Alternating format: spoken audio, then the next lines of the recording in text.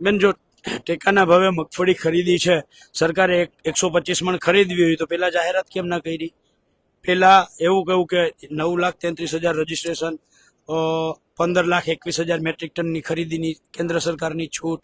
આજ સરકારને હું પૂછવા માંગુ છું કે તમે તો એમ કહો છો કે મામાના ઘેર જમણવાર અને મા પીરસનાર, તો પંજાબમાં સંપૂર્ણ ઉત્પાદન થાય એનું સંપૂર્ણ ટેકાના ભાવે ખરીદી કેન્દ્ર સરકાર કરે, તો અહીંયા તો મામા બેઠા છે મારા, તો મામાએ 100% મગફળી ખરીદીની કેમ જાહેરાત ના કરી?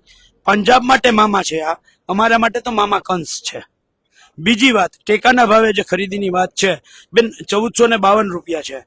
આ જે કહેવાતી ગાંધીનગરમાં બેઠેલી અમારી માં, બરાબર છે, એણે ટેકાના ભાવ માટે જે કમિટીની રચના કરી, આ કમિટીએ તો 1800 રૂપિયાથી વધારે ભાવ નક્કી કર્યો છે. એને એવું કહ્યું છે કેન્દ્ર સરકારને ભલામણ કરીને કે જો 1800 રૂપિયાથી વધારે ખેડૂતોને ભાવ ટેકાના ભાવે કેન્દ્ર સરકાર ખરીદે તો જ પોહાય એમ છે, નહીતર નથી પોહાય એમ. તો આજે મા ગાંધીનગર છે, મામાએ વાત ના માની તો માએ બાકીના 400 રૂપિયા ઉમેર્યા શું કરવા નહીં? એટલે વા ગાંધીનગરમાં મામા કંસ બેઠા છે અને અહીંયા મા પૂતના બેઠા છે. એટલે અમારી હાલત જે કહેવાય છે ને, જ્યારે જ્યારે આ લોકો એમ કે ને કે મામાના ઘરે જમણવાર અને મા પીરસનાર, ત્યારે અમને મામા કંસ અને મા પૂતના યાદ આવી જાય છે.